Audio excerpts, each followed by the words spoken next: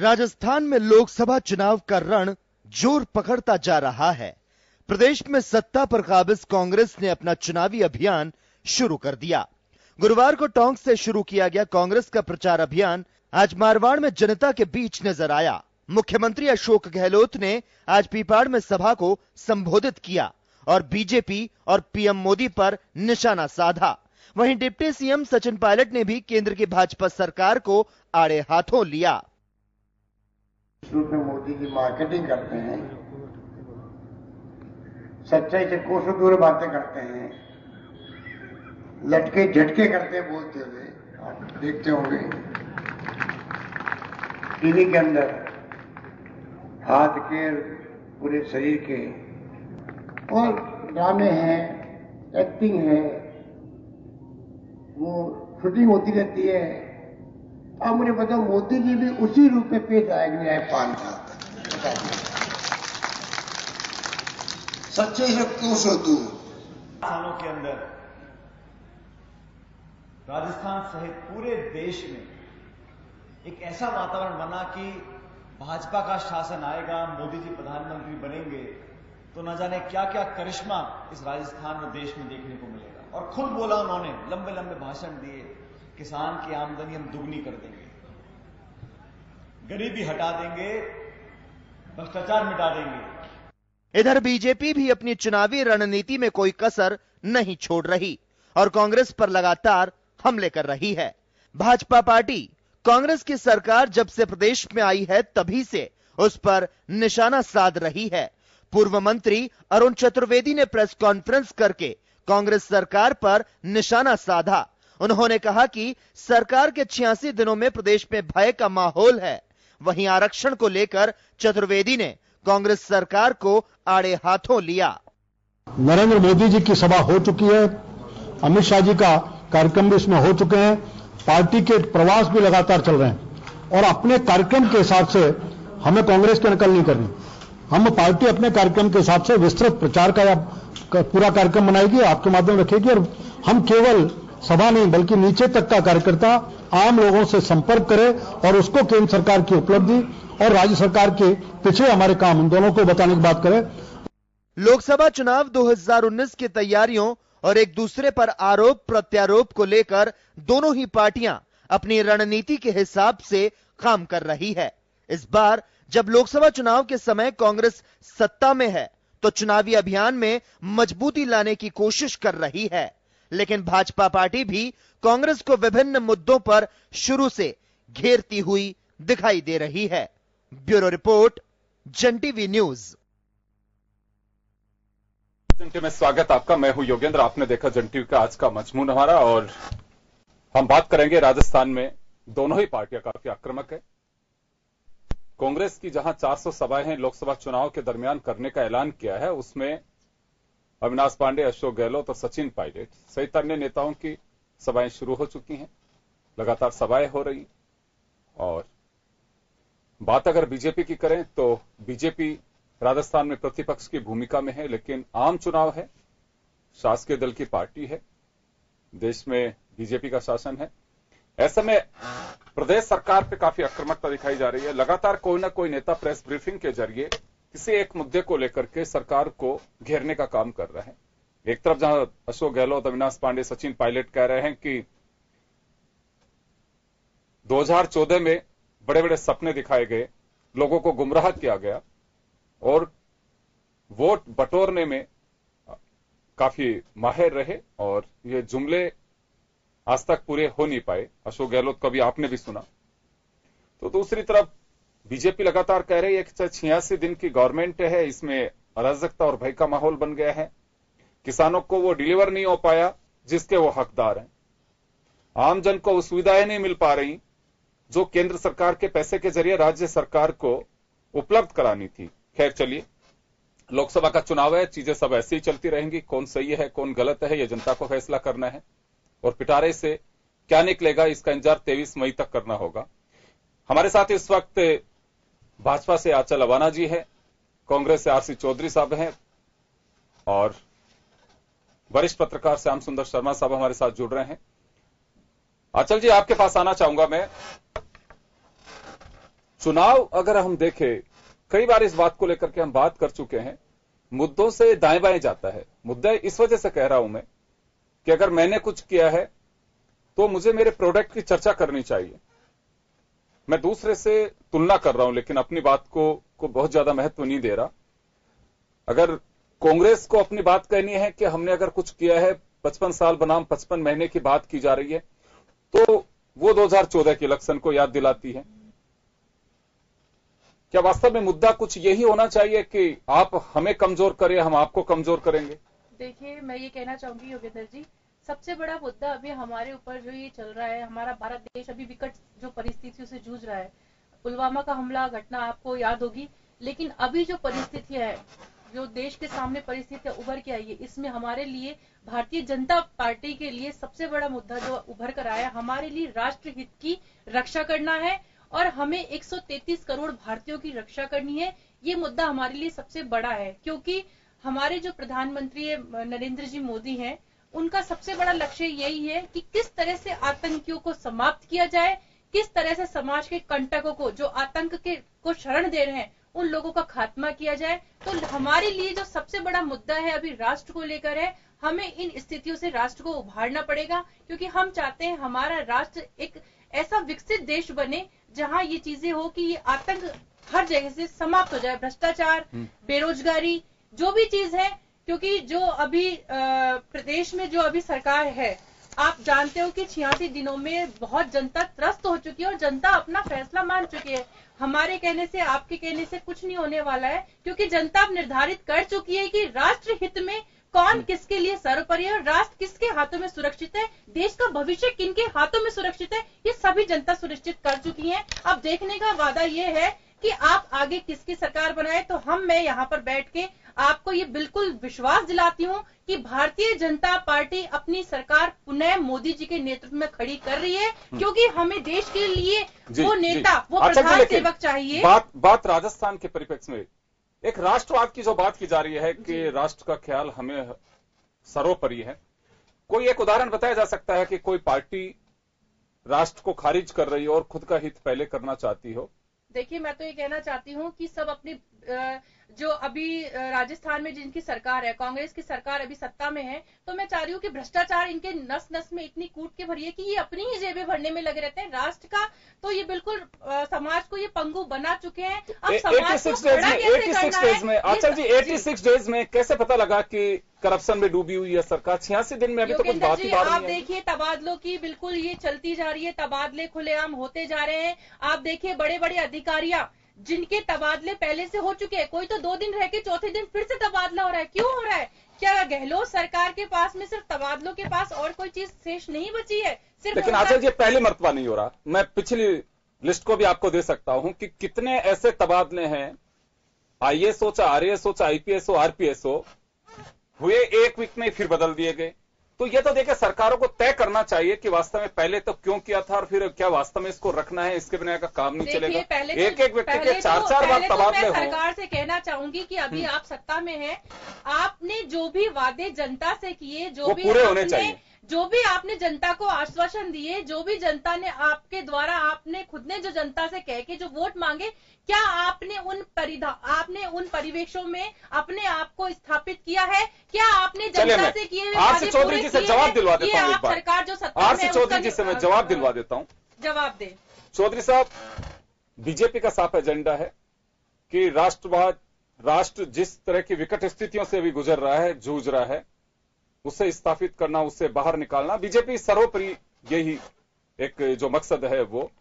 आप लोग करप्शन में डूबे हुए, ये मैं नहीं कह रहा हूं, आपने सुना, मैं रिपीट इस वजह से कर रहा हूं कि मुझे ये 2-3 मुद्दे, वैसे हमारा एजेंडा तो यह है कि काफी आक्रामकता दोनों ही तरफ से दिख रही है। आप लोग इलेक्शन के अभियान का आगाज कर चुके हैं, लेकिन ये लोग एक एक मुद्दे को लेकर के और आप पे आक्रामक तेवर दिखा रहे हैं कि ये आपकी खामियां हैं। ये डेमोक्रेट का एक पार्ट, सिस्टम का एक पार्ट है, इसमें कोई बात नहीं है कि सामने वाले की कमी गिनाई जानी चाहिए। योगेंद्र जी, निश्चित रूप से जो आप बातें कर रहे हैं मैं उन बातों से इत्तेफाक रखता हूं, लेकिन भारतीय जनता पार्टी की जो नेत्री हैं, उन्होंने जो चर्चा की, 2013 के अंदर सूबे के अंदर सरकार बनी, 163 विधायक जीत के आए। भारतीय जनता पार्टी को आजादी के बाद में बहुत बड़ा बहुमत मिला। फिर उन्होंने कहा कि देश को विकास के, अगर राज्य को देश के अंदर अग्रणी राज्य बनाना है और विकास के रास्ते पे जोड़ना है तो केंद्र में भी जिताइए और 25 यहां से सांसद जीते। प्रदेश की जनता ने भरपूर सहयोग दिया और पहली बार ऐतिहासिक जीत दिलाई जितनी भारतीय जनता पार्टी को मिली। लेकिन बदले में भारतीय जनता पार्टी ने प्रदेश को क्या दिया? भारतीय जनता पार्टी की जो राज्य की जो सरकार है उसको जनता ने जनादेश दे दिया। पार्टी के जो राष्ट्रीय अध्यक्ष अमित शाह जी यहाँ पे आए थे और उन्होंने कहा था कि भारतीय जनता पार्टी अंगद का पांव है, इसे कोई नहीं उठा सकता। 180 सीट जीत के राजस्थान के अंदर हम पुनरावृत्ति करेंगे। इस प्रदेश की 7.5 करोड़ जनता और इस प्रदेश के 4.25 करोड़ जो मतदाताओं ने जो जनादेश दिया उसमें यह तय कर दिया कि भारतीय जनता पार्टी की 163 से 73 सीटें आ गई। इसलिए मैं जनता का जनादेश तो सर्वोपरि है, जनता ने जनादेश दे दिया और उसको नकार दिया। अब भारतीय जनता पार्टी बात कर रही है केंद्र की सरकार की।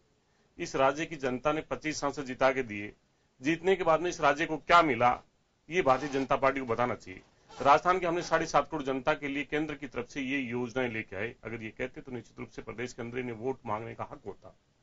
अभी जो ये बातें कर रहे हैं, दर्द की जो चीतें कर रहे हैं, मोदी जी ने कहा था बहुत हुआ किसान पे अत्याचार, बहुत हुआ महिलाओं पे अत्याचार, बहुत हुआ बेरोजगारी की मार, बहुत हुई महंगाई की मार, गिरता रुपया, देश की सरहद, तमाम जो बातें कही थी। लेकिन 7 मंत्री हैं राजस्थान से। अभी देखिए, मंत्री तो 25 सांसद जीत के गए, आप 25 के 25 बना देते, लेकिन राज्य की सौगात क्या दी, ये सबसे बड़ी बात है। आपको पता होगा कि हमारे सीमांत जो जिले हैं जो गुजरात से जो लगते हैं वहां पे बाढ़ आई। जब हमारे राज्य के जो 4 जिले बाढ़ में डूबे हुए थे, सूबे के अंदर भारतीय जनता पार्टी की सरकार थी, वसुंधरा राजे जी ये कह रही थी कि इस राज्य को आपातकालीन आप सहयोग कीजिए, 1000 करोड़ रुपए दीजिए। लेकिन प्रधानमंत्री मोदी जी यहाँ पे नहीं आते हैं और गुजरात जाते हैं, बिना मांगे जाते हैं, बिना मुख्यमंत्री के मांगे जाते हैं और वहां पे जाके 5 करोड़ की घोषणा कर देते हैं और राजस्थान के साथ 2 दर्जे का व्यवहार करते हैं। क्योंकि गुजरात के अंदर चुनाव थे और जहां चुनाव हो वहां पे मोदी जी बहुत जल्दी पहुंचते हैं और घोषणाओं का अंबार लगा देते हैं, लेकिन पूरी नहीं करते। वो अभिनय करते हैं, वो जनता के दिए हुए वचनों पर खरा उतरने का कभी प्रयास नहीं कर रहे। इसलिए हमारे जो 4 जिले जो बाढ़ग्रस्त रहे उसके अंदर गाय की बह गई थी, लोगों के घर बह गए थे, किस प्रकार से जनहानि हुई थी और तमाम जो चीजें होने के बावजूद भी उन्होंने राज्य की सरकार मांगती रही, लेकिन केंद्र ने नहीं देखा। उसके बाद में यहाँ रिफाइनरी का दोबारा शिलान्यास करके गए। ये मोदी जी की एक जो नेम चेंजर है, मोदी जी ने वादा करके आए थे गेम चेंज करेंगे हम, लेकिन उन्होंने क्या किया, नेम चेंज किया। 23 तो पूर्ववर्ती योजनाओं के नाम बदले और राजस्थान के अंदर जो रिफाइनरी जो यूपीए 2 के समय जिसकी शिलान्यास हुआ उसको आगे बढ़ाने की बजाय दोबारा आके वो शिलान्यास करके चले गए। जब वहां पे आए थे तो उन्हें पता होना चाहिए कि रतलाम से लेके जो डूंगरपुर तक की जो रेल परियोजना थी उस रेल परियोजना को आपने ठप कर दिया, रोक ही दिया उसको। उसके बाद में अजमेर से लेके जो टोंक सवाईमाधोपुर की रेल परियोजना थी उसको रोक दिया। चलो कोई दिक्कत नहीं, आपको लगता है कि कांग्रेस की योजनाएं थी और इनको नहीं देना, चाहे मेट्रो हो, तमाम जो योजना हो उनको रोक दिया। लेकिन मोदी जी आगे बढ़ाया। मेट्रो को मैं कह रहा हूँ 1 किलोमीटर की जो मेट्रो की जो परियोजना थी वो 5 साल के अंदर 1 किलोमीटर। देखिए आप अंचल जी बोलना, आप बोलना, अगर आपको लगता है तो निश्चित रूप से बोलना। मोदी जी ने क्या किया, यहीं पे अमरूदों के बाग में आए थे, जब जनता से वोट मांगने थे तब भ्रष्टाचार के खिलाफ दम भरा था। जब दोबारा आए तब उन्होंने क्या कहा, हमने ईस्टर्न कैनाल प्रोजेक्ट दिया है, 37,000 करोड़ की परियोजना है और मुख्यमंत्री जी ने ये कहा था जल्दी हम चीजें कर देंगे और 10 जिलों के नाम ऐसे गिनाए थे जैसे वो उन्हीं जिलों में निवास करते हैं। आज उस योजना का क्या हाल है? राज्य को 1 फुटी कौड़ी की सौगात नहीं मिली। ये बात करेंगे विकास के नाम पे शौचालय, ये मुद्दा यही होना चाहिए, मुद्दा यही होना चाहिए, मुद्दा यही होना चाहिए कि हमने क्या किया और फिर क्या हुआ। जब अगर विपक्ष में आ गए, मैं गुजारिश करना चाहूं, जो विपक्ष में आ गए 13 आपके विधायक जीत के आए, सदन के अंदर विधानसभा के अंदर तमाम जो कांग्रेस दल हो चाहे विपक्ष के और जो जीते हुए लोग हों वो सब ये करें कि जो मूंग के लिए आपने जो टोकन दिए हैं उनकी मूंग की खरीद हो, लेकिन भारतीय जनता पार्टी उसके साथ में खड़ा नहीं होना चाहती। भारतीय जनता पार्टी उसके साथ में कभी खड़ा नहीं हो सकती। भारतीय जनता पार्टी का ये कोई हक ही नहीं है कि वो मोदी के सामने प्रश्न उठा सके या कह सके या राज्य की। मेरा सवाल ये दोनों रात दिला सके। चलिए मेरा दोनों का सवाल है। आंचल जी टिकट मांगने की बात, आरसी चौधरी जी मैं आ रहा हूँ आपके पास, वापस आ रहा हूँ, आरसी चौधरी जी वापस आऊंगा। आंचल जी मेरा सवाल ये है, मैं सवाल ये करना चाहता हूँ, आप अगर कोई बात आरसी चौधरी जी के शब्दों में अगर कहीं को सवाल दिख रहा तो आप जरूर उत्तर दीजिए। मैं ये जानना चाह रहा हूं कि आपकी सरकार है, मैं पहले और तो मैं हाँ बिल्कुल दीजिए आपका जो, हाँ बिल्कुल देना। आपका स्लोगन जो है वो है कि 55 साल बनाम 55 महीने। इसका मतलब आप लोगों ने काफी कुछ किया है, लेकिन अभी एक बार क्यों सवाल पे तो मैं आ रहा हूं। मैं ये जानना चाहता हूं कि 55 महीने में 55 साल को आप लोगों ने बीट किया है, तो आप लोगों को तो आपके एजेंडे पे आना चाहिए।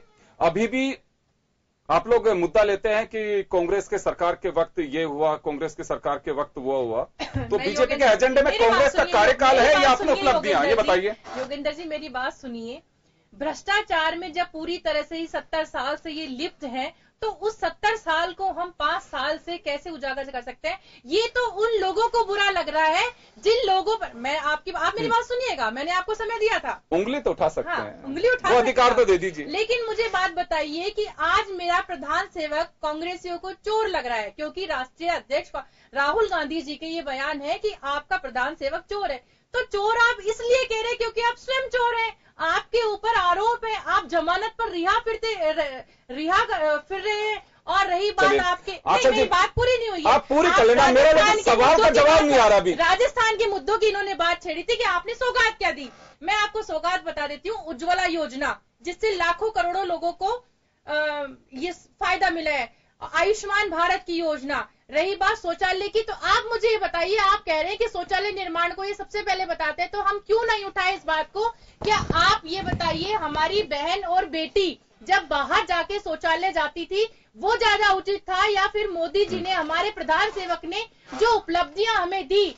अगर हम लोगों को कोई निडर बनने के लिए हमारे यहाँ शौचालय का निर्माण किया, क्या वो चीज ठीक नहीं थी? आप मुझे जवाब मैं तो एक बात जानना चाहता हूँ दोनों से, मैं दोनों से, मेरी व्यक्तिगत बढ़ावा दे रहे हैं। चलिए मेरी व्यक्तिगत, मेरी बात सुनिए, अच्छा जी, मेरी व्यक्तिगत इच्छा है कि आप लोगों से मैं जानना चाहता हूँ, जो आतंक है हमारे भारत देश में आतंक फैला रहे हैं, उनको जी लगा के संबोधित कर रहे हैं, किस लिए? क्या आप आतंक को शरण दे रहे हैं? मेरा सवाल है आपसे सीधे। चलिए यह जवाब देंगे, आप लोग आतंक को शरण दे रहे हैं। वो काफी आतुर है आपको जवाब देने के लिए। मैं सिर्फ इतनी सी बात जानना चाहता हूँ, दोनों से जानना चाहता हूँ कि आप लोगों को अपने कर्म से ज्यादा सामने वाले पर भरोसा क्यों है? यह सवाल मेरा इस वजह से है कि आप लोगों ने 55 महीने में जो कुछ किया उस पर भरोसा कम, कांग्रेस की विफलताओं पे ज्यादा है। उसका बेनिफिट तो आप लोग ले चुके ना। अब तो आपको अपनी उपलब्धियों पे चर्चा करनी चाहिए कि हमने ये काम किया। जनता के विवेक पे भरोसा रखिए। आप लोग जो काम किए, आप अगर उस पर चर्चा करें तो मुझे लगता है कि हाँ, डेमोक्रेटिक सिस्टम की बड़ी मजबूती होगी। लेकिन अभी भी आप लोग अपनी संभावनाएं तलाश रहे हैं कांग्रेस की विफलताओं में। जी, मैंने अपने विचार प्रस्तुत करने से पहले सबसे पहले प्रथम प्राथमिकता इसी चीज को दी थी कि आज हमारा देश जो विकट स्थिति में जूझ रहा है, उसको संभालने के लिए हम लोगों को बहुत सराहनीय कदम उठाना पड़ेगा, क्योंकि सबसे बड़ा मुद्दा अभी हमारे राष्ट्र के लिए है कि हमें एक होना है। क्योंकि अटल जी के ये शब्द मुझे याद आ रहे हैं कि हर हाल में मेरा देश ना टूटे। तो ये पंक्तियां बिल्कुल मैं इन पंक्तियों कौन चाहता है कि देश टूटना चाहिए? कोई चाहता है? राहुल गांधी चाहते हैं, शरद यादव चाहते हैं, कौन चाहता है? कौन चाहता है? मायावती, ममता और ये देश तोड़ना चाहते हैं। बिल्कुल, क्योंकि ये आतंकियों के साथ में अपनी पृष्ठभूमि निभा रहे। इस चीज को आप खारिज नहीं कर सकते। आप मुझे देखिए, आरोप लगाना बहुत सहज बात है। अभी आप लोगों के पास देखिए, आतंकियों का साथ देना देशद्रोह है। ये आप लोगों के पास में सरकार है, क्यों अजहर मसूद को जी लगा के संबोधित कर रहे हैं? अरे साहब जी का मुझे बताइए, देखिए वो एक अलग हो सकता है। मैं ये जानना चाहता हूं कि अगर आतंकियों को कोई सहयोग कर रहा है, साथ दे रहा है, शरण दे रहा है, आप उठा के सलाखों के पीछे क्यों नहीं डालते हैं उनको? सर्जिकल स्ट्राइक कह रहे हैं ये लोग, हमसे सबूत मांगे। क्या वहाँ पर सेना जब आर्मी जब सुनिए मेरी बात, आचल जी, सबूत मांगना, मेरी बात सुनिए, सबूत मांगना और शरण देना बड़ा अंतर है। आचल जी, क्या डिफेंस का यही काम बनता है कि वो लाशें आतंकियों को मारेंगी या उनकी लाशों को गिनेंगी?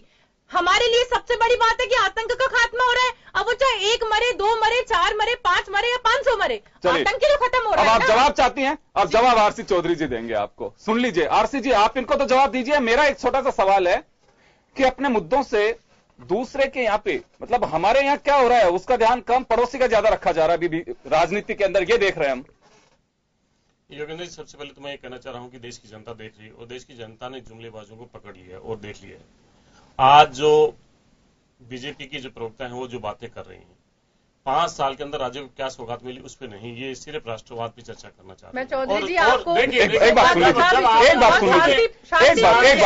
आचल जी, मैं वक्त दूंगा आपको, वापस मौका दूंगा। एक बार सुन तो लीजिए, सुन लीजिए, मुद्दा तो रखेंगी। सुन लीजिए, भारत राष्ट्र एक बार सुन लीजिए। आप इस चीज को कैसे नकार सकते हो कि राष्ट्र को मुद्दा बना रहे? क्या हम एक बार लोगों को सुन नहीं तो लीजिए, एक बार चाहिए? सुन बताइए लीजिए चौधरी जी, मुझे इस बात जवाब दे रहे हैं। जब तो सुनते हैं जैसे वो भी थोड़े से तो धरातल तैयार करेंगे। करे, बोले बोले बोले बोले। राष्ट्र की बात कैसे ना करें? सुन लीजिए कि ये अपने आप में बयां कर रही है। इस देश के जो लोग हैं वो 2 साल पहले करने लगे थे कि सत्ता के लोभ और लालच के अंदर भारतीय जनता पार्टी किसी भी हद तक जा रही है।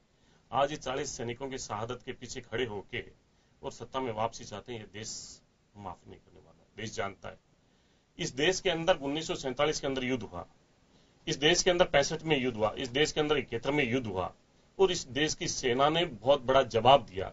इस देश की सेना ने वो हिम्मत रखती है जहां पे 91,000 सैनिकों को समर्पण करवाया, हथियारों के साथ में करवाया, और वो किसी सिपाहियों का नहीं, उसमें कर्नल, ब्रिगेडियर, तमाम लोग थे जिन्होंने फीत खोल के उन लोगों को हमारे सामने समर्पण कराया। इसलिए देश की सेना, देश के जो सशस्त्र बल सेना है उसके ऊपर देश की 133 करोड़ जनता विश्वास करती है और जानती है कि देश की सरहदें सुरक्षित हैं। लेकिन देश के भीतर जो चीजें चल रही हैं, देश के भीतर जो हो रही हैं, चाहे 99 का कारगिल युद्ध हो, उस कारगिल युद्ध के अंदर हमारे 527 जवानों की शहादत होती है। दहशतगर्द हमारी सीमा के अंदर घुस आते हैं, उसके बावजूद हम उनको उठाते हैं, हमारा कब्जा वापस लेती है सेना। लेकिन आज बिना युद्ध के 527 से ज्यादा सैनिक शहादत दे देते हैं। ये आतंकवाद का नया स्वरूप देखने को इस सरकार में मिल रहा है। और जून 22, 2018 को देश के कानून मंत्री रविशंकर जी का बयान, जिसके अंदर वो कहते हैं कि मसूद अजहर जी के बारे में संबित पात्रा जी से बात कीजिए। संबित पात्रा जी बोलते हैं, मुरली मनोहर जोशी जी बोलते हैं, लेकिन भारतीय जनता पार्टी का एक भी नेता देश के कानून मंत्री के सामने जहमत नहीं कर सकता कि आखिर क्यों बोला। जब पठानकोट पे हमला होता है, उसके बाद में 15 अगस्त 2016 को देश के प्रधानमंत्री लाल किले के प्राचीर से जो दम भरते हैं, उसके बाद में उरी का हमला होता है, सोते हुए सैनिकों पे हमला हो जाता है। भारतीय जनता पार्टी के नेताओं का कभी खून नहीं खोलता है। लेकिन भारतीय जनता पार्टी आज ये बताने में असफल रह रही है कि किस प्रकार इनकी इंटेलिजेंस फेलियर हो गई, किस प्रकार जहां पे आज सीधा भाजपा का शासन है, केंद्र सरकार का इंटेलिजेंस तो गवर्नमेंट की है, हमारे सिस्टम गवर्नमेंट की है ना, गवर्नमेंट की है। तो जम्मू कश्मीर के अंदर इंटेलिजेंस सेंट्रल गवर्नमेंट वहां पे सीधा वहां पे कर रही है। चौधरी जी, और उसके बाद आपको काफी समय ज्यादा, और सुन लीजिए, सैनिक देश के 10 राज्यों से, अलग अलग राज्यों से, इसके पीछे क्या साजिश है जो वहां पे वो पकड़ नहीं पाए, क्या वजह थी। लेकिन आज देश की जनता सबसे ज्यादा त्रस्त है तो बेरोजगारी के मुद्दे पे त्रस्त है। उस पर चर्चा क्यों नहीं होती? 4 युवा, हम यही तो कह रहे हैं, उस पर चर्चा क्यों नहीं करते हैं आप लोग? हम तो मुद्दा उठाते हैं, लेकिन कोई जवाब दे तब ना। इस देश में यहाँ पे कोई जहमत नहीं कर सकता। मीडिया हाउस के मालिक हैं वो डर रहे हैं, वहां पे तमाम जैसे जो दूसरे कोई और चीजें हैं, संवैधानिक संस्थान है वो डर रहे हैं। देश के अंदर भारतीय जनता पार्टी के चुने हुए जो सांसद हैं, चौधरी साहब, मीडिया हाउस क्यों डरेंगे? आप देखो कितने खुल करके बोल रहे हैं। बिल्कुल बोल रहा हूँ, आप जैसे बहुत कम लोग होंगे, जो आप जैसे बहुत कम लोग होंगे जो जनता के मुद्दों को उठा पाते होंगे। देखिए शाम को वहीं के मीडिया के अंदर गुणगान होता है। मीडिया पे आपने वो जारी नहीं किया होगा, लेकिन जैसे गलत बात, आप मीडिया के ऊपर नहीं कह सकते। अरे आप चिंता ना करें, आप चिंता ना करें, आप मीडिया का रक्षक नहीं हो सकते, क्योंकि आपने तो संवैधानिक संस्थानों को खत्म करने का जो काम किया है, सीबीआई को हमने लोगों पे रेड करते हुए सुना है। आप लोगों के लिए ठीक है कि आप बोलो कि फर्जिकल स्ट्राइक आपके समय में हो सकता है, ये भारतीय जनता पार्टी के साथ हो सकता है कि सीबीआई के मुख्यालय पे पुलिस रेड करे और वहां पे जो प्रधानमंत्री पे जो लगे हुए आरोप है उनकी फाइलें वहां से उठा के ले जाए। ये भारतीय जनता पार्टी के शासन में हो सकता है, जो सबसे बड़ी देश की जांच एजेंसी है, जिसकी 133 करोड़ लोग जिसपे विश्वास करते हैं। आप मुझे ये जहां पे नहीं जहां पे मेरी बात, जहां पे आप एक भी आरोप हमारे प्रधान सेवक पर लगा के देखिए। आप लोग त्राही क्यों मचा रहे हैं? क्योंकि मोदी जी ने गला घोट दिया है, गला घोट दिया है भ्रष्टाचारियों का। अब त्राही मच रही है कि कहां से लेके आए, गला घोट दिया है भ्रष्टाचारी है। पूरी तरह से मैं एक ब्रेक के लिए रुक रहा हूँ, मैं दोनों को रोक रहा हूँ, ब्रेक के लिए रुक रहा हूँ, एक ब्रेक के लिए, एक ब्रेक आपसे चौधरी साहब, एक ब्रेक के लिए रुक रहे हैं यहाँ पे, छोटे से ब्रेक के लिए रुक रहे हैं, ब्रेक के बाद जल्दी होता है, छोटा ब्रेक के लिए। देश की जनता तो चुन चुकी, हमारे लिए तो राष्ट्र का मुद्दा है। राष्ट्र को छोड़िए, राष्ट्र पे आप चौकीदार पे तो चौकीदार तो छोड़ो।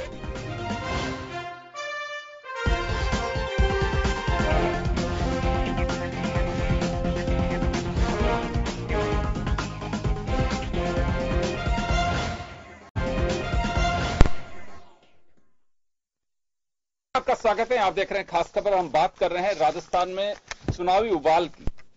एक तरफ कांग्रेस ने अपने चुनावी अभियान का आगाज कर दिया है, लगातार सभाएं, उस सभाओं में केंद्र सरकार पे हमले, तो दूसरी तरफ राजस्थान में भाजपा के नेता लगातार मीडिया से मुखातिब होकर राज्य सरकार को कोस रहे हैं। मुद्दों से जरा हटके चुनाव दिखाई दे रहा है। मुद्दे अब कहे कि मुद्दों पे तो चुनाव हो रहा है। कांग्रेस कह रही है कि बीजेपी ने 2014 में जो सपने दिखाए थे उन्हें जुमले बता रही है, और कुछ नहीं हुआ देश में, तो दूसरी तरफ बीजेपी संभावना तलाश रही है कि राजस्थान में 86 दिन की जो सरकार है उसमें बिल्कुल तहस नहस कर दिया सारा सिस्टम। कैसे हो रहा है, क्या हो रहा है, उसी को लेकर के हम चर्चा कर रहे हैं। मुद्दे अपने अपने हैं, लेकिन एजेंडा हमारा ये है। मैं श्याम सुंदर शर्मा साहब हमारे साथ में जुड़ गए हैं, वरिष्ठ पत्रकार है, समीक्षक है। श्याम जी, दोनों तरफ से हमलों की बौछार, और मुझे लगता है कि पहले जब पार्लियामेंट इलेक्शन कभी हम देखते थे तो महसूस नहीं होता था कि इलेक्शन भी हो रहा है। अभी तो कैंडिडेट कौन होंगे ये तो भविष्य के गर्भ में है, लेकिन फिलहाल तो ये समझिए कि तूफान मचा हुआ है राजनीति के अंदर, हमलों का, आरोपों का। किस तरह से देख रहे हैं इसे? देखिए योगेंद्र जी, अब राजस्थान की स्थिति बिल्कुल अलग हो गई है। भाजपा पहले इस प्रकार से प्रमुख होकर के एक तरफा चलती थी, उसमें अब उसको संकट पैदा कर दिया है सत्ताधारी पार्टी कांग्रेस ने, क्योंकि पहले तो 25 से 25 लेके चले गए, लेकिन अब उनको 25 का सपना रहेगा, सपना पूरा होना नहीं। इसकी निश्चित रूप से कहा जा सकता है कि मौजूदा स्थिति में, मैं भी कुछ देर पहले ही देख रहा था, ये कैसे कहा जा सकता है श्याम जी कि 25 का भी सपना रहेगा बीजेपी का? नहीं, सपना ही रहेगा, हकीकत में होने वाला नहीं है, क्योंकि 1984 में कांग्रेस ने भी 25 में से 25 जीती थी। उसके बाद फिर जिस तरह से सत्ता आ जाने के बाद अब कांग्रेस के पास भी शासन का तंत्र है, साधन है, सब कुछ है, तो वो केंद्र वाली तो सत्ता वाली पार्टी करती है क्या सरकारें, कोई भी हो चाहे? दोनों ही सरकारों में सदुपयोग होता है, उसमें दो राय नहीं, क्योंकि जो भी होता है उसको निश्चित रूप से आज मुख्यमंत्री होने के नाते वो जिस भी क्षेत्र में, मैं सदुपयोग इस वजह से कह रहा हूं कि दुरुपयोग तो नेता ही कह लेते हैं एक दूसरे पर। नहीं, मैं तो सदुपयोग कह रहा हूँ, हमेशा सदुपयोग ही होता है, क्योंकि आप जिस भी क्षेत्र में, अब देखिएगा, मैं अभी देख रहा था कि मुख्यमंत्री जी ने अब बिना कैंडिडेट की घोषणा के पहले आम जनता की नब्ज टटोलने का काम शुरू कर दिया है, पार्टी के कार्यकर्ताओं को सक्रिय करने का काम कर दिया है। तो वो लक्ष्मणगढ़ जाते हैं, उसके बाद बीकानेर जाते हैं, नागौर जाते हैं, उसके बाद आप देखिएगा कल फिर वो जयपुर ग्रामीण जाएंगे, दौसा जाएंगे, वो जाएंगे। अब वो दोनों लोग सीएम और डिप्टी सीएम जाकर के लोगों के बीच जाके कहने लग गए, अब वो ये भी कहने लग गए कि देखिएगा कैंडिडेट तो अच्छा देंगे अब इस बार। तो वो बहुत सारे मंत्रियों को कहा गया है कि आप चुनाव लड़ने के लिए तैयार हो जाइए। मैं पहले भी कह रहा था, क्योंकि कैंडिडेट अच्छा नहीं होगा तो बीजेपी से डिफीट खाएंगे, निश्चित रूप से खा सकते हैं। लेकिन बीजेपी के पास भी इस बार कैंडिडेट अच्छे नहीं है, उनका विरोध हो रहा है। आज ही बीकानेर के इनके कद्वर नेता थे, पहले भी वो बीजेपी में आए थे, फिर चले गए थे। देवी सिंह भाटी ने 4 बजे इस्तीफा मदन लाल सैनी को भेज दिया है, और ये कहते हुए भेजा है कि वो है मौजूदा कैंडिडेट और केंद्रीय मंत्री अर्जुन मेघवाल के कारनामों से दुखी हैं, और वह इसमें पार्टी में नहीं रहेंगे। अगर वो रहेंगे, उनको टिकट दिया जाता है। नोखा में भी उनका विरोध हो रहा है, बाकी जगह भी बहुत जगह देखने को मिल रहा है। इसलिए ये चाह रहे हैं कि करीब 10 लोगों को बदला जाए। और मौजूदा, तो आपका संकेत यह है कि मुद्दों पे इस वजह से राजनीतिक दल नहीं आ रहे हैं कि खुद ही अपने मुद्दों में उलझे हुए हैं। अभी स्थिति दोनों के बीच में, हम राजस्थान के बारे में देखें तो निश्चित रूप से कहा जा सकता है कि यहाँ पर बागडोर किसके हाथ में रहेगी। अमित शाह और नरेंद्र मोदी दो तो हैं ही, वो तो पूरी बागडोर रखने वाले हैं, लेकिन जो बागडोर वसुंधरा राजे के हाथ में मदन लाल सैनी है ना, मदन लाल सैनी की वो तो पार्टी के अध्यक्ष हैं। अब देखिए योगेंद्र जी, आपने देखा होगा कि विधानसभा के चुनाव में गिनती नहीं थी, इस बार भी वो गिनती नहीं थी। जो व्यक्ति जमानत जब्त करा ले अपनी खुद की, वो पार्टी का शासन करे, पार्टी में चुनाव लड़ाए, और पार्टी के कार्यकर्ताओं को कहे कि चुनाव इस प्रकार से जीता जाता है, तो ये तो उनके ऊपर तो लांछन वाली बात अलग तरह की लग जाती। उनको राज्यसभा में भेजा गया, इसलिए ईमानदार है, ठीक है, कार्यकर्ता के प्रति समर्पित है, वो भी ठीक है, लेकिन रणनीतिकार इतने अच्छे नहीं माने जाते हैं। इसलिए आप देख लीजिएगा कि जब भी देखा होगा कि बैठकें होती तो वसुंधरा जी ने खुद ने कब्जा करने की वापस कोशिश की, बैठ करके बातचीत करनी शुरू कर दी कि मेरे पास बैठेगा कि मैं बताऊंगी कौन लड़ेगा कौन नहीं लड़ेगा। अब अमित शाह और पहले जिस प्रकार से राजस्थान में सक्रिय दिख रहे थे, वो इतने ज्यादा सक्रिय मेरे को नहीं लग रहा कि इस बार राजस्थान में दिखने वाले हैं। वो निश्चित रूप से पहली बार आकर के जयपुर शहर, सीकर और जयपुर ग्रामीण 3 लोकसभा क्षेत्रों की बैठक कर चुके। मोदी जी ने भी सवाई माधोपुर में बैठक कर ली, उसके बाद चूरू में कर ली। वो बैठक करने के बाद अब यहाँ की राहुल का भी कार्यक्रम बनेगा, इसलिए ये अब मुख्यमंत्री और उप मुख्यमंत्री ने घोरे शुरू कर दिए, और बहुत सारी चीजें कहना शुरू कर दी, क्योंकि निश्चित से मुख्यमंत्री होता है तो कर सकता है काम और कह भी सकता है कि मैं तुमको ये दे सकता हूँ, ये कुछ करा सकता हूँ, तो उसका प्रभाव निश्चित रूप से पड़ता है, उसमें दो राय नहीं है। मेरे को लगता है कि जो पार्टी पहले कह रही थी कि बीजेपी ये मान के चल रही थी कि हम तो 25 से 25 ले जाएंगे, लेकिन नहीं, अब लोकसभा का चुनाव है, ये विधानसभा के चुनाव में भी आप देखिए इन्होंने कहा था कि वापस आ रहा हूं आपके पास में, वापस आऊंगा आपके पास में, मैं आंचल अवाना जी के पास में वापस जाना चाहूंगा। आंचल जी, 25 सीट आप लोगों की झोली में अभी 2014 में मिली थी, ये बीजेपी के सामने बड़ी चुनौती है। अब तो वो तो छीन भी ली ना 2 सीट, नहीं मैं कहा कि 2014 में 25 सीट पे आपने कब्जा जमाया, 2018 के बाई इलेक्शन में 2 सीटें खो दी आपने, 23 पे आपका कब्जा रहा। यहां एक बड़ा सवाल यह है कि एक चुनौती आप लोगों के सामने कि पूरी 25 सीट पे कब्जा करना, क्योंकि 2 सीट आपसे निकल गई, उसके बाद इलेक्शन जो हुए राजस्थान में विधानसभा की, सरकार आपके हाथ से चली गई। तो जैसे श्याम जी अभी कह रहे थे कि सत्ता में होने का एक अलग वो होता है, कार्यकर्ताओं का एक जोश जो होता है वो एक अलग होता है, एनर्जी उनमें होती है, काफी एक स्थिति होती है। कांग्रेस के सामने न केवल राजस्थान, तीनों हिंदी भाषी राज्यों में कब्जा जमाया, उसके बाद में कांग्रेस की ऊर्जा का एक अलग नजरिया है। देखिए योगेंद्र जी, आपसे भी कहना चाहूंगी और मेरे बड़े भाई श्याम जी से एक बात कहना चाहूंगी। आपने चुनौती की बात की है, तो मैं इस बात को बिल्कुल व्याख्या के रूप में कहना चाहूंगी कि चुनौती तो हम लोगों को स्वीकार है, क्योंकि जब तक चुनौती नहीं होगी तब तक कार्यक शैली में मजे भी नहीं आएंगे काम करने में। और मैं आप जैसे आपने कहा है कि 25 सीटें हम लोगों को बहुत मुश्किल लग रही है, तो मैं आज आप मंच पे आप लोगों के समक्ष अपनी ये बात रखना चाह रही हूँ कि भले ही राष्ट्र का मुद्दा है, क्योंकि हर कार्यकर्ता, चाहे वो जमीन से धरातल से जुड़ा हुआ कार्यकर्ता हो, पार्टी उसकी कोई भी हो, लेकिन हर कार्यकर्ता अपने देश को, भारत देश को, अपनी भारतीय को सुरक्षित महसूस करना चाहेगा। तो ये 25 सीटों के लिए तो मैं आपको आश्वासन देना चाहूंगी कि हम पूरी 25 सीट वापस जीतकर लेकर आएंगे। लोकसभा चुनाव में हमारे लिए 25 सीटें बहुत मायने रखती है और पूरे विश्वास के साथ मैं आपको आश्वासन देना चाहूंगी कि पूरी 25 सीटें भारतीय जनता पार्टी के हिस्से में आएगी और वो सुनिश्चित हो चुका है। क्योंकि अच्छा जी, एक चीज मैं जानना चाहूंगा कि आपने कहा कि देश हित में बीजेपी को लोग वोट देंगे, देश की सुरक्षा, राष्ट्र के निर्माण, राष्ट्र को कायम रखने के लिए बीजेपी को वोट डालेंगे, ये कहा भी आपने। मेरा ये है हाँ, तो जो वोट नहीं देंगे बीजेपी को, जुमलों में विश्वास नहीं करती है, बिल्कुल बिल्कुल, क्योंकि आपको मालूम है कि जनता प्रतिनिधित्व खुद चुन के लाती है, तो सर्वसहमति जनता की होती है, तो जनता की सहभागिता बनती है कि वो सब चीजें देखेगी। राष्ट्र के निर्माण में जनता सहभागिता निभाएगी, लेकिन जिसने वोट नहीं दिया, जिसने बीजेपी को वोट नहीं दिया, वो राष्ट्र हित में नहीं है उसका निर्णय। कुछ नहीं है, मैंने ऐसा कहा नहीं है कि जो देश के हित में अगर बीजेपी को कोई वोट नहीं देता है तो वो देशद्रोही करार हो गया, मेरे शब्द ये नहीं है। लेकिन मैं यहाँ पर आपसे बार बार एक ही चीज कह रही हूँ कि हमारे लिए सबसे प्राथमिकता ये बनती है कि हमें अभी राष्ट्र को संभालना है, देश को, भविष्य को सुरक्षित करना है। और अगर आतंकियों की शरण को अगर ये लोग देते हैं, मैं बिल्कुल सीधा निशाना कांग्रेसियों को ही दे रही हूं, मैं बिल्कुल कांग्रेसियों के लिए ही कह रही हूं कि आतंक का खात्मा हम लोग खत्म भी करेंगे और हम एक ऐसे सुदृढ़ देश की नींव मजबूत करके खड़ा करेंगे कि राष्ट्र का जो सपना है। और मैंने आपको सर्वप्रथम एक बात कही थी कि अटल जी ने भी ये कहा था, अटल जी की ये पंक्तियां हर देशवासी को याद होनी चाहिए कि किसी भी हाल में मेरा देश ना टूटे।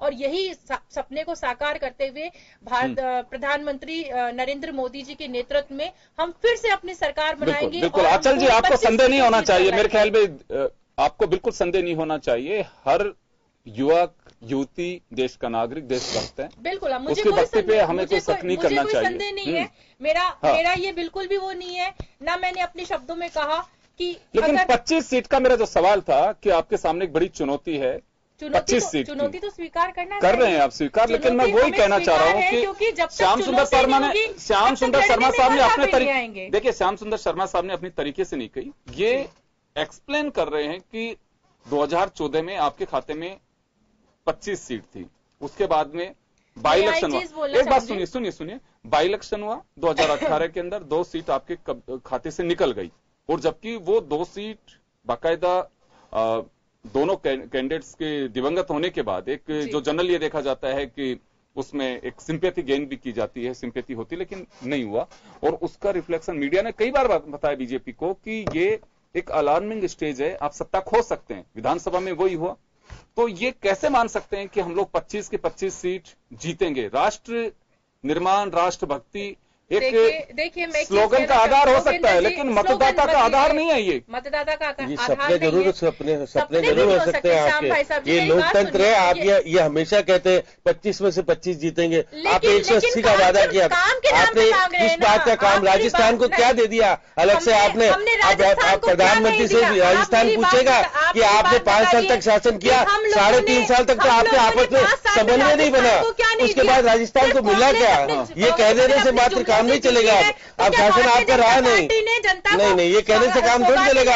आपके कैंडिडेट नहीं मिल पा रहे हैं आपको ढंग से अभी तो। निर्धारित करेगी अभी इस बार ऐसा संभव नहीं होगा। नहीं बिल्कुल 60 सीटों पे विधानसभा की 60 सीटों पर आप आगे हैं, ये बात मानता हूँ मैं, लेकिन उससे 10 से 12 सीटों से ज्यादा मिल नहीं रही है। ये मान के चलिए आप अपना कर्म कर रहे हैं, अपने काम की कर्म करने की स्थिति ही जब नहीं किया ना। व्यक्ति को कर्म प्रदान होना चाहिए। कर्म करने से एक सेकंड श्याम जी, मैं आऊंगा आपके। अच्छा जी, मैं सिर्फ ये जानना चाह रहा हूं आपसे एकदम सीधा सपाट कि 25 सीट, देखिए इसमें कोई बात नहीं है कि कोई आप सिलेबस से बाहर नहीं जा रहे हैं। 25 सीट है, 25 सीट के लिए एक्सरसाइज कर रहे हैं। राजस्थान में आप लोगों का वजूद है, बीजेपी और कांग्रेस का है। हाँ, बस वो जानना चाहता हूँ कि आधार क्या है 25 सीट जीतने का आधार, वो बताइए। अपना कार्य पूरे कर्म से कर रहे हैं और कर्म में वो शक्ति है कि हम अपना कार्य, हम अपना जो कार्य कर रहे हैं जनता के प्रति, हम अपना जो कार्य करने में हम अपनी सहभागिता दे रहे हैं। हम जनता को विश्वास दिलाना चाह रहे हैं। 10 टिकट काटने की बात क्यों कर रहे हो आप? मैंने काटा नहीं है, बताइए। 10 टिकट क्यों काटे जा रहे हैं? बताओ ना, आपके पास स्थिति अच्छी है। जनता उसको निश्चित करेगी, जनता अपनी भागीदारी श्याम जी, वो भी है, हम वोट अगर मांगेंगे। टिकट भी कटते हैं तो स्ट्रेटेजी का पार्ट है वो, पार्टी का किसी का भी हो। नहीं, तो कह रहे हैं कि बहुत अच्छे काम किए, उन कामों के आधार पर टिकट काटने की जरूरत ही नहीं थी। इसका मतलब ये है कि आपके सांसदों ने इस प्रदेश में अच्छी तरह से काम अपनी जिम्मेदारी नहीं निभाई। क्या दिया राजस्थान को? आप मुझे बताएंगे राजस्थान को अत्यधिक क्या मिला? रोजगार की समस्याएं खत्म हुई क्या? कांग्रेसियों ने सब कुछ दे दिया। आज की स्थिति में 7.3 है बेरोजगारी की स्थिति। क्या बात करते हो? बेरोजगारी बढ़ी है। कांग्रेस के राज्य बेरोजगारी बढ़ी है। अरे आप तो अपने शासन की बात कीजिए। 5 साल में शासन में बेरोजगारी बढ़ी है ना। लोगों को, जनता को काम दिया है ना। बेरोजगारी रोकना चाहूंगा मैं। राजस्थान में तो इससे ज्यादा है, 13 पॉइंट कुछ है। चलिए एक बार मैं आरसी चौधरी जी की बात कार्य पूरे अच्छी तरह से किया है। जनता इस चीज को जानती है। 25 सीट पे जीत अगर निर्धारित होती है तो हम अपनी कार्य की अवहेलना नहीं कर सकते। चले चले बीजेपी का साफ मानना है कि हमने जो काम किया है वो हमारा वजूद है और उसी के आधार पे हम 25 सीट पे कब्जा वापस से जमाएंगे। मैं आरसी चौधरी जी आपके पास आना चाहूंगा। प्रदेश में शासन आपको मिला, 18 से 2 सीट आपको, 25 में से 2 सीट आपको मिली, 2 पे अवसर मिला। लेकिन कांग्रेस के प्रति भी एक भीतरी घात, कई बार इस तरह की चर्चाएं आती है। अभी भी कहा जाता है कि कांग्रेस को सीटें और मिल सकती थी विधानसभा अगर भीतरी घात ना होती तो। ये कहा जाता है, अभी कितना संभल पाए नहीं संभल पाए, था भी कि नहीं था, मैं उन चर्चाओं का जिक्र कर रहा हूं। 25 सीट के लिए आपके भी मंच से नेता लगातार कह रहे हैं, एक दिन पहले भी कहे, आज भी कह रहे हैं और सीधा कहा हुआ सचिन पायलट से अशोक गहलोत कि 25 सीट हमारा मिशन राजस्थान में, जो हम कांग्रेस की झोली में डालेंगे पूरी 25 सीट। तो आधार है कोई कि हम इन 25 सीट पे इस तरह से कब्जा जमाएंगे? योगेंद्र जी, निश्चित रूप से 2 चीजें हैं। देश के अंदर 30 साल बाद में भारतीय जनता पार्टी को पूर्ण बहुमत की सरकार मिली, 282 सीट। देश की जनता किसी भी बहाने को नहीं सुनना चाहती। देश की जनता चाहती है कि हम उसको ऐसा जनादेश दें कि वो पूर्ण काम करे और अपना दायित्व का निर्वहन कर सके। जो 30 साल बाद में जनता का जो मैंडेट आया, राज्यों के अंदर जो क्षेत्रीय पार्टियां होती है, क्षेत्र जो दल पनपते हैं, वो ये कहते हैं कि अगर हमारी इतनी सीटें आएगी तो सरकार के अंदर हमारी भागीदारी बनेगी, हम भागीदार बनेंगे, तमाम चीजें होती हैं। लेकिन राष्ट्रीय परिप्रेक्ष्य के अंदर मैं देखता हूं कि देश के अंदर जो रुझान है वो भारतीय जनता पार्टी और कांग्रेस को। भारतीय जनता पार्टी को देश की जनता ने दिया 30 साल बाद में, वो 282 सीट जीत के आई। लेकिन भारतीय जनता पार्टी के राष्ट्रीय अध्यक्ष अमित शाह जी ने स्वयं कहा कि हमारे जो जुमले, जो हमने कहा वो जुमले, पार्टी की जो पूर्व राष्ट्रीय अध्यक्ष हैं, वर्तमान में मंत्री गडकरी जी, उन्होंने भी कहा कि देश की जनता पूछती है, देश की जनता। आरसी चौधरी साहब, मैं 1 सेकंड के लिए रोकना चाह रहा हूं। मैं सिर्फ ये जानना चाह रहा हूं आपसे, आप ये बात कहिएगा, लेकिन मैं सिर्फ इतनी सी बात जानना चाहता हूं कि ऐसा क्या होगा कि 25 सीट लोग आपको देंगे? मैं उसकी वजह जानना चाहता हूं एक बार। मैं इस देश के अंदर पिछले 5 साल के अंदर, ये प्रदेश की बात पूछ रहे प्रदेश में, हाँ, लेकिन रिफ्लेक्शन वो देश का भी आएगा उस पर। हाँ, स्टेट से जो जाएगा, मैं उसी के रेस्पेक्ट में कहना चाह रहा हूं कि जब 25 की 25 सीटें दी ताकि राज्य अग्रणी राज्य बने देश का, इसीलिए तो दी थी यहाँ से कि हम विकास की कड़ी जोड़ेंगे। और अब ये चाहते हैं कि इस विकास की कड़ी कैसे जा पाए और किस सत्ता दल के अंदर उन्हें विश्वास हो सकता है। वो जानते हैं कि इस मुल्क की जो आत्मा है, जो हम भारतीय का जो स्लोगन है, जहां तमाम इस मुल्क के रहने वाले जो लोग हैं वो अपने आप को एक भारतीयता की महसूस कर सकें, इसलिए इस देश की 133 करोड़ आबादी चाहती है कि सबसे पहले हम इसी स्वरूप में जाएंगे और ये स्वरूप सिर्फ कांग्रेस में दिखता है। अभी आपने देखा ना, कहा कि एक व्यक्ति, मोदी जी ने पटना में खुद में कहा कि जो मेरा विरोध कर रहे हैं वो राष्ट्र का विरोध कर रहे हैं। मोदी ने स्वयं ने कहा इस देश के अंदर अलग अलग विचारधाराएं, अलग अलग धर्म है, अलग अलग भाषाएं हैं। हम एक राज्य से जब दूसरे राज्य में मोदी जी के इन शब्दों का राजस्थान पे असर आएगा? देखिए, ऐसा लग रहा है आपको? मैं ये कह रहा हूँ कि आप यहाँ पे सब विद्वान जो लोग बैठे हैं, आप किसी राज्य में जाएं, कर्नाटक में जाएं, तमिलनाडु जाएं, केरल जाएं, पंजाब जाएं, पंजाब की भाषा में लिखा होगा, हम नहीं समझ पाते, उनकी भाषा हो सकता है हम नहीं समझ पाए, लेकिन देश की जनता अखंड भारत कैसे हो सकता है? राजस्थान के 25 कैसे जीतोगे? राजस्थान के 25 की यही स्वरूप है, यही स्वरूप है, यही स्वरूप है। कैसे जीतेंगे? हमसे जब ये पूछा गया तो हम भी आपसे पूछना चाहेंगे, तालमेल आपके हो गया क्या? 25 सीएम सीटें की सीएम की भी जो तालमेल है ना, अब तो आप हमें इस बात का खंडन करिए कि आप 25 सीटें जीतेंगे तो आपका आधार क्या होगा कि आप जनता से क्या ऐसा निवेदन सत्ताधारी पार्टी है, आप ऐसी बात करते हो? क्यों सत्ताधारी पार्टी? सत्ताधारी पार्टी से आप पूछने का हक रखते हो क्या? सत्ताधारी पार्टी वो जवाब दे रहे हैं, जवाब दे रहे हैं। एक बार जवाब सुनिए, जवाब तो सुनिए, कैसे बातें कर रहे हो? एक बार जवाब तो आरसी जी बोलिए, आप बोलिए, अपना मत नहीं बदल सकती है। एक बार जवाब तो सुन लीजिए। हाँ आरसी जी, इस पैनल पे इतने विद्वान लोग बैठे हैं, इस राजस्थान की 7.5 करोड़ जनता मूर्ख नहीं है। वो जानती है कि जो मतदान होगा वो किस लिए हो रहा है, राष्ट्रीय परिप्रेक्ष्य में हो रहा है जी, इस अखंड भारत के लिए हो रहा है। अगर अखंड भारत में बहुभाषी अगर देश है, अलग अलग राज्य की सेंस करती है, तो इस अखंड भारत का निर्माण कैसे रह सकता है? इस देश की 7.5 प्रदेश की 7.5 करोड़ जनता वो जानती है। इसलिए इस अखंड भारत के निर्माण के लिए वो कांग्रेस की विचारधारा में विश्वास करेगी और वो जानती है कि यही एक राजनीतिक दल है जो इस देश को अखंड, जो सभी जो बहुरंगी सेंस करती है उसके अंदर विश्वास करता है, इसलिए मतदान करेगी और किया है और समय पे दिया है। आज आप जो चर्चा करें, भारतीय जनता पार्टी का आज राज्य के अंदर 22 सीट बची हैं। ये लोकतंत्र का सबसे 25 का चुनाव होगा, 25 का होगा ना चुनाव। हाँ, आज के दिन भारतीय जनता पार्टी के 22 सांसद हैं यहाँ पे। एक जो भारतीय जनता पार्टी के सांसद है उन्होंने इस्तीफा दे दिया, दूसरा से आपको ध्यान में होगा। हाँ। दूसरा मैं ये कहना चाहूंगा कि एक तो अपने भी दे दिया इस्तीफा, रघु शर्मा जी ने भी इस्तीफा दे दिया। अब वो तो एमएलए दोनों चले। खैर चलिए, हम आंकड़े बोलते हैं, लेकिन चलिए आंकड़े बोलते हैं कि भाई 23 आपके पास में रहे जब सांसद, आज भी कुछ भी कही है। सभी को हमने बोलने का मौका और समझने की सबसे जरूरी कोशिश ये है कि समझने का प्रयास किया जाए। इसमें 25 मतलब 25 के 25 मान लीजिए, भारतीय जनता पार्टी आज मान लीजिए 25 सांसद है, 23 है, सत्तारूढ़ दल है। इस राजस्थान की जनता चाहती है, उसे जवाब मांगना चाहती है। आप किसी को कोस के नहीं बन सकते। इस प्रदेश की जनता आपसे जवाबदेही चाहती है। कब तक कोसते रहेंगे? कोस के ही तो आप सत्ता में आए थे, आज कब तक कोसते रहेंगे? आपकी जवाबदेही होना चाहिए। हमने इस मुल्क के अंदर ये दिए। भारतीय जनता पार्टी के पास क्या है, जो मेरे साथी ने गिनाया, क्या गिनाया यहाँ पे? उन्होंने कहा हमने आयुष्मान भारत को लिया। आयुष्मान भारत की जो योजना है वो भारतीय जनता पार्टी का शासन था, उन्होंने स्वीकार नहीं की। उन्होंने कहा भामाशाह योजना है। भामाशाह की योजना के अंदर कैग ने हवाला दिया, कि निजी हॉस्पिटल, सर देखिए कितना महत्वपूर्ण है कि निजी हॉस्पिटल्स में उसने कितने बड़े घोटाले किए। भामाशाह घोटाला इस देश का, इस राज्य का सबसे बड़ा घोटाला रहा, जो गरीब के नाम पे ऐंठा गया। और जहां पे एक गरीब जाके, जहां पे सरकारी अस्पताल के अंदर जो व्यवस्था ले सकता था, उसको गला घोट के मार दिया। सरकारी व्यवस्था का भामाशाह योजना आपको बड़ा स्कैम लग रही है, आप कह रहे हैं इस बात को? जांच कराएंगे आप इसकी? जांच कराएंगे, जांच कराएंगे। आचल जी, आप लोग जांच कराएंगे इसकी? परिवार बहुत। आचल जी एक बात सुनिए, आचल जी जैसे राहुल गांधी कह रहे हैं, एक बात सुनिए सही। अभी जैसे जयराम रमेश ने कहा कि हम सत्ता में आएंगे तो राफेल डील की जांच कराएंगे। हम कहा अभी 2-4 दिन पहले ही की बात है। आप लोग भामाशाह योजना को बहुत बड़ा स्कैम बता रहे हैं, कैग का हवाला भी दे रहे हैं। सत्ता में आप हैं, जांच कराएंगे इसकी आप लोग?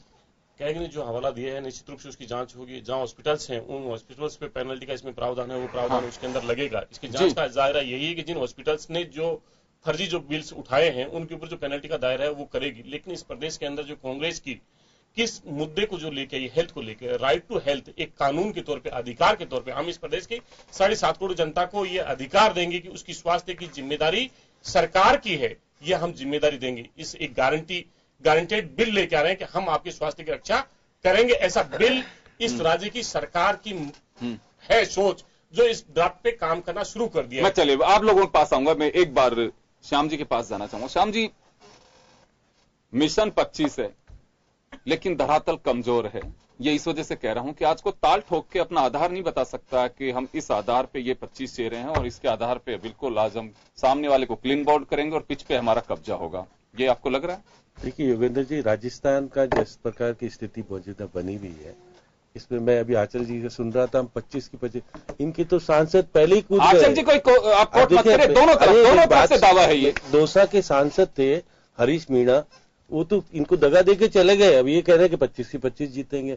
इनके सांसद इनके प्रति विश्वास नहीं रखते, इसलिए कांग्रेस में चले गए। आप उसके बाद देखिएगा कर्नल सोनाराम भी गए थे मिलने में, कर्नल सोनाराम चले गए। आप सुनिए, सही है आचार्य जी, जरा सुनिए। उसका भी लाभ है। सत्ताधारी पार्टी के पास निश्चित रूप से मैं फिर कह रहा हूँ कि आप जैसे सपने देख रहे हैं 25 से 25 इस बार बीजेपी को नहीं मिलेगी। जी सपने नहीं अब है, अपने कार्य कहे जाएंगे। देखिए सुनिए आचार्य जी, आप सुनिए, आप लोग तो सब बोलते हैं, शाम जी को भी तो जरा आप प्लेटफॉर्म जमाने दीजिए, एक बार सुनिए। देखिए मैं कह रहा हूँ कि आज मौजूदा स्थिति में आप यहाँ पर राजस्थान प्रधानमंत्री जी से पूछेगा कि हमने आपको 25 में से 25 दिए, आपने हमको दिया क्या? 4 राज्य मंत्री जिनका स्थिति कितनी कमजोर थी, आप देख लीजिए राजस्थान को कौन सी बहुत बड़ी योजना, एक कोटपुतली में आकाशवाणी केंद्र स्थापित कर पाए हमारे राज्यवर्धन सिंह जी, बाकी जयपुर में कोई बहुत बड़ी उपलब्धि दे नहीं पाए। मंत्री तो राजस्थान से 7 बनाए हैं साहब।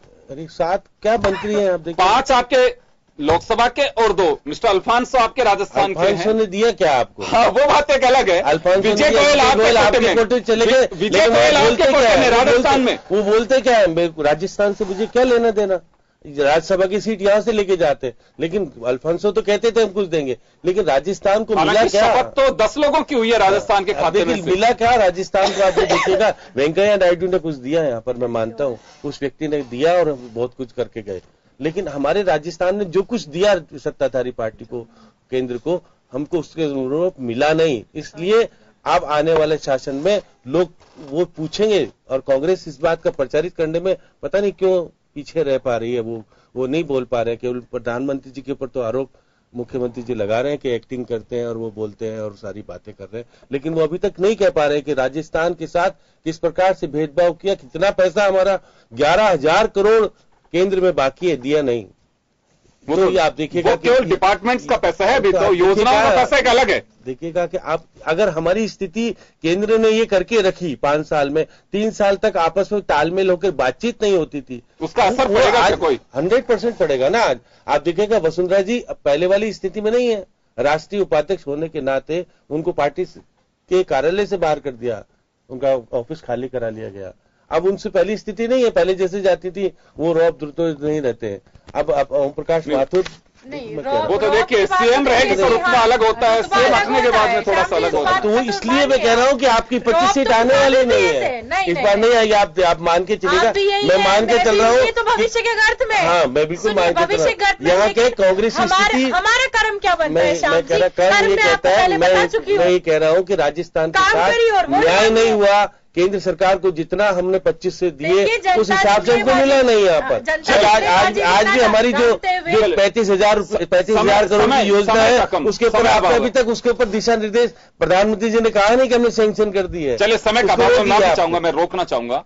तो कुल मिलाकर के देश के हर हिस्से में हो सकता है कि चुनावी नजारा कुछ इसी तरह का देखने को मिल रहा हो। हम केवल राजस्थान के परिप्रेक्ष्य में बात की हमने। राजस्थान में चुनाव का तूफान अभी उठता नजर आ रहा है, जहां एक तरफ बीजेपी स्टेट गवर्नमेंट यानी कि कांग्रेस पे लगातार हमले कर रही है अपने स्पोक्स पर्सन के जरिए, उसी तरह से सभाओं के जरिए कांग्रेस केंद्र सरकार पे हमला कर रही है, भाजपा पे हमला कर रही है। हमलों का दौर जारी है।